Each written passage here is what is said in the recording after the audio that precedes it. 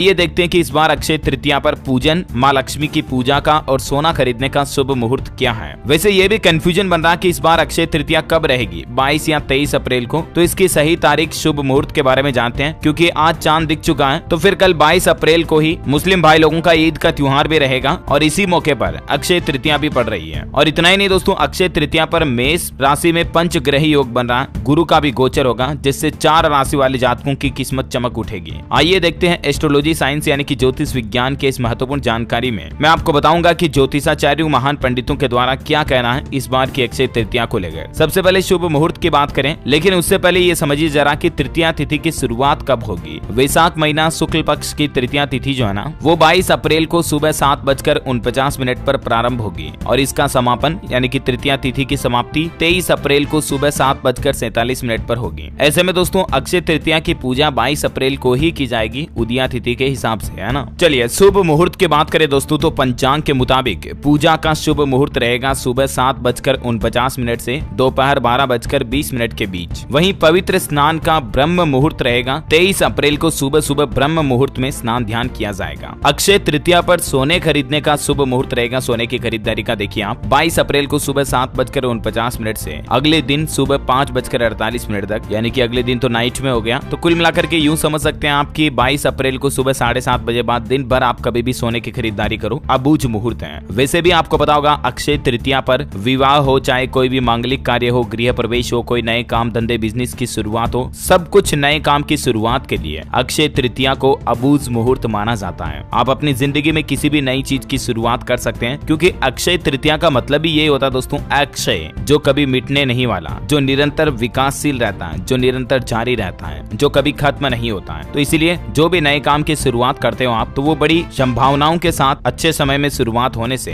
भविष्य में उस काम की लंबे समय तक बने रहने की चांसेज या संभावनाएं बढ़ जाती है। अक्षय तृतीया को हिंदी में आखा तीज भी कहते हैं, आपको पता होगा। और इस बार दोस्तों अक्षय तृतीया पर 125 साल बाद पंचग्रही योग भी बनने जा रहा है। पंचग्रही का मतलब 5 ग्रह एक साथ होंगे। देखिए आप, मेष राशि में 5 ग्रह, जिसमें सूर्य, गुरु, बुध, राहु और यूरेनस, ये 5 ग्रह मिलकर पंचग्रही योग का निर्माण कर रहे हैं। और अक्षय तृतीया पर 125 सालों बाद ये पंचग्रही योग बन रहा है। और इतना ही नहीं दोस्तों, इस दिन चंद्रमा, शुक्र दोनों वृष राशि में होकर बेहद शुभ फलदायी स्थिति में होंगे। ये शुभ संयोग कई राशियों के लिए अच्छा साबित होगा। आइए अक्षय तृतीया की पूजन विधि के बारे में भी कुछ बात कर लेते हैं। सबसे पहले आप सभी को सुबह स्नान आदि करना है, जल्दी उठ लेना है। ब्रह्म मुहूर्त में ही अक्षय तृतीया के दिन सुबह जल्दी उठ करके स्नान ध्यान करके पीले वस्त्र धारण करने हैं, क्योंकि दोस्तों आपको पता होगा अक्षय तृतीया पर माँ लक्ष्मी की पूजा की जाती है और माँ लक्ष्मी भगवान विष्णु को अति पसंद है और विष्णु का प्रिय वस्त्र पीला रंग का होता है। और इसीलिए आपको हो सके तो जहाँ तक अक्षय तृतीया पर पीले रंग के वस्त्र धारण करें। अपने घर के मंदिर में विष्णु जी को गंगा जल से शुद्ध करके तुलसी, पीले फूलों की माला, पीले पुष्प आदि अर्पित करें। फिर धूप, अगरबत्ती, ज्योति जलाकर पीले आसन पर बैठकर विष्णु जी से संबंधित पाठ करें। विष्णु जी की आरती पढ़े, आप अपने मोबाइल में चला सकते हैं आरती। और साथ ही विष्णु जी के नाम से आज के दिन आप गरीबों को खाना खिलाएं, दान पुण्य करें, तो अत्यंत शुभ फलदायी होगा ये, है ना। कुछ काम ऐसे हैं दोस्तों जो आपको अक्षय तृतीया पर जरूर करने चाहिए, जिससे कि आपको पुण्य की प्राप्ति होगी। इस दिन ईश्वर की पूजा,